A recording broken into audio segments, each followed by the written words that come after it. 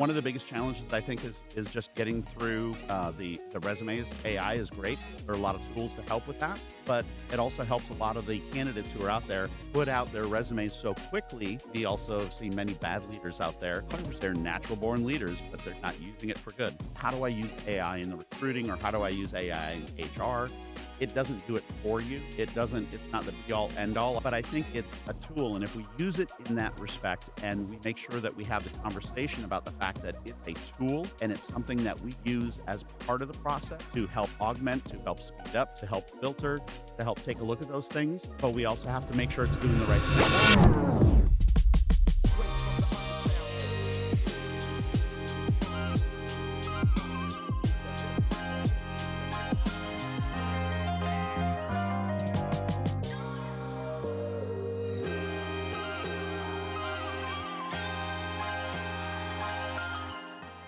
This is William Tincup. I'm joined by Chad. Chad, how are you doing? I'm great. How are you?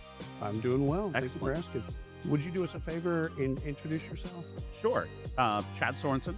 I have a company called Adaptive HR Solutions. So I do a lot of work with other companies. I also do a lot of leadership development and management training, things like that. And I'm a former president of HR Florida State Council. Love HR Florida.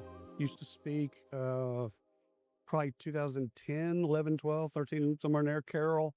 Absolutely. but- Sarah McDaniels was oh my God. conference director and then president. So much fun. Yep. That is such a great That's when I conference. first got involved with HR Florida conference. That is a great conference. It's huge. People don't know how big that conference is.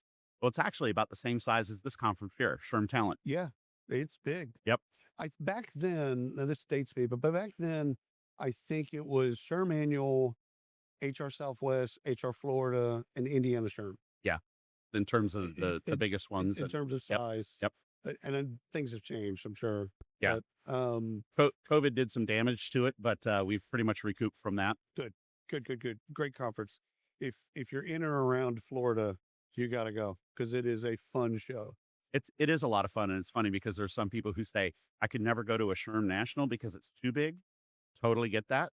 Come to something like HR Florida or SHRM, HR Southwest or something like that. You know, they're good size. You got a lot of You can meet everybody. right, and a Yes. huge range of students as well. Yes. Okay, so let's do a couple things. You and I have heard the phrase talent management over the years. What does that mean to you today? It's a whole life cycle. It's not one thing. Right. If we're managing talent, we have to take a look at when someone's first coming on board, all the way through their entire career progression. Oh, I love Whether that. that's all the way through our own company or our company is a stepping stone for them. How can we help them grow in their career, even if it means that they leave the company they're in right now? Right. I love that. That's a holistic view of, again, the employees with us for a moment, and we want to help them grow. And by the way, they might come back. Sure, absolutely.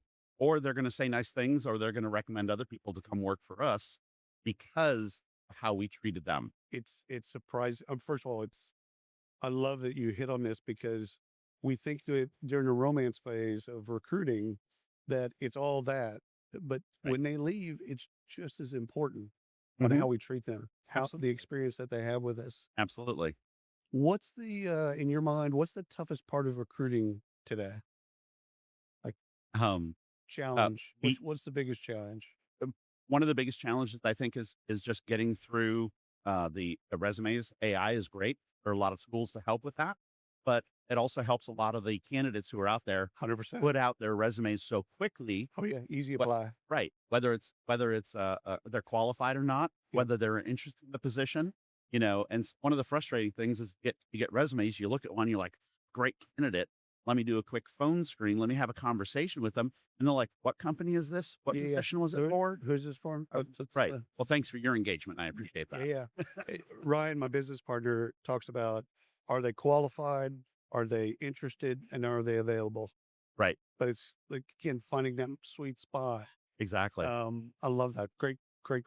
So what's your take on AI adoption right now, this current state of how do we get people to use our employees, leaders? How do we get people to kind of fall in love with using AI? And again, whatever that means. Well, I think part of it has to be education of it, and telling someone it's okay to use this. It's okay for it to be a tool and resource for you. I've talked to people and they how do I use AI in recruiting, or how do I use AI in HR? Right. What do I do it for? It doesn't do it for you. It's not the be all end all. I can hit a button and all of a sudden these candidates, teleport into my office. It doesn't work that way. Right. William Shatner might want it to be that way, but Yes. it Yeah. doesn't quite Yeah. get Yeah. there. Yeah. But I think it's a tool, and if we use it in that respect, and we make sure that we have the conversation about the fact that it's a tool, and it's something that we use as part of the process to help augment, to help speed up, to help filter, to help take a look at those things, but we also have to make sure it's doing the right thing. Love that. I love that. So when your battery runs low, occasionally our batteries run low and you want to innovate, etc.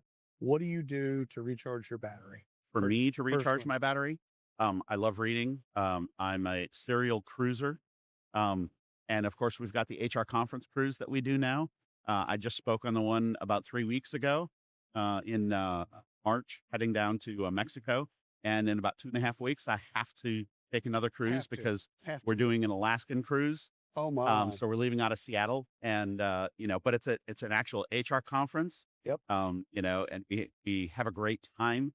Oftentimes there's 100 or more participants that are there, and we really get to understand that's that recharge, because I'm a life work balance, not a Yep. work life balance, I like it. because the work has to support our life, but the life has to come first.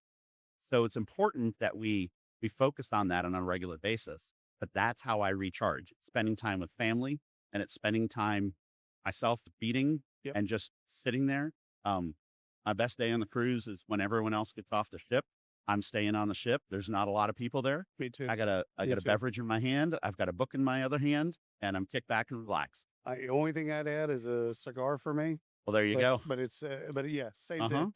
We Absolutely. dock somewhere, everyone leaves, and I just go to that place. Usually the smoking section on cruises is a little tiny area, but Uh-huh. that's fine. I don't mind. It's okay. I'm over there, scotch and cigars, and Hey, there Cool are breeze. worse things in life than a nice scotch and cigar. 100%, 100%. Last question, and there is literally no right answer. Are leaders, because you deal with a lot of leaderships, are leaders born? Or are they made? I think there are some people who are a natural leader, Yes. and you see them and they can become a superstar, and they can get out there. And I think there are other leaders, encouragement, who need to understand how to build self-confidence, Right. give them the right tools, put them in the right situations, and they truly can become leaders as well.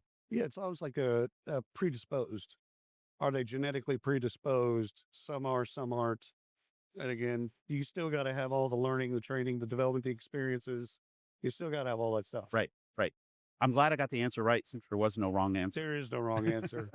I've asked this question for 20 years, and the thing is people kind of come to the same conclusion. It's a little bit of both, but that natural leader. Some people, they're predisposed to be that leader. Still got to pull it out of them. Still got to put them in those experiences. And sometimes you have to kind of mold that, because they Yep. may be a natural leader. They may have a skill set, but are they using it effectively? Right. And we want to make sure that that's what's happening, is that they're using it effectively. They're using it for good, Right. because we also have seen many bad leaders out there. 100%. They're natural born leaders, but they're just not using it for good. That's right. Well, Derek Jeter's a great story from a baseball perspective. He had all the tools, but still had to go through the farm system and then get into the pros and use those tools Absolutely. and learn. Absolutely. Like, okay, so you had the tools, you had all the things that were needed, but still had to be in that environment. And he was in the perfect environment for him to flourish. Sure. Absolutely. Absolutely. Well, brother, thank you so much for carving out time. Thank for you. us. I appreciate this. It's been wonderful. And thanks to the audience for listening and watching. Thank you.